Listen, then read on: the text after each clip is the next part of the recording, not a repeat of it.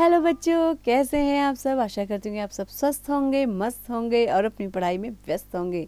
आपकी इसी पढ़ाई को आगे बढ़ाते हुए आज हम पढ़ने जा रहे हैं एक नया पाठ जिसका शीर्षक है हरी सब्जियाँ। तो क्या बच्चों आप हरी सब्जियाँ खाते हैं कि नहीं खाते हैं? ये हमारे लिए बहुत ही स्वास्थ्यवर्धक होती हैं। तो आइए शुरू करते हैं इस पाठ को। आप लोग ध्यान से सुनिए, समझिए और जानिए कि हरी सब्जियों के बारे में कुछ नई नई जानकारियां भी। किरणपाल के पास एक ठेला था। उसके ठेले पर बहुत सारी सब्जियां रखी हुई थी। जैसे ही उसने ठेला आगे बढ़ाया, गोल बैगन लुढ़क कर पालक से जाकर टकरा गया। अरे, कहाँ चले आ रहे हो बैगनू राम? हरा पालक चिल्लाया। इस पर बैगन बोला, मुझे बैगन न कहना पालक राजा, तुम तो शाम तक ही मुरझा जाओगे, तो फिर किसको ताकतवर बना पाओगे? देखो, मैं तो हमेशा खुश रहता हूँ, तभी तो हूँ गोल मटोल। बैगन की बात सुनकर आलू की हंसी छूट गई। अब पालक को और गुस्सा आया। वह जोर से बोला, तुम क्यों हंसे गोलमोल आलू?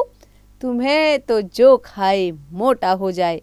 आलू बोला, अब रहने भी दो, अपनी बढ़ाई करना मुझे अच्छा नहीं लगता। दुनिया भर के लोग मुझे पसंद करते हैं, मेरे बिना तो कोई सब्जी ही नहीं बनती। मेरे स्वाद के तो कहने ही क्या। क्यों भाई टमाटर, ठीक कहा न मैंने? टमाटर हंसा और बोला, हाँ भाई, फिर मेरा साथ मिले तो रंग देखते ही बनता है।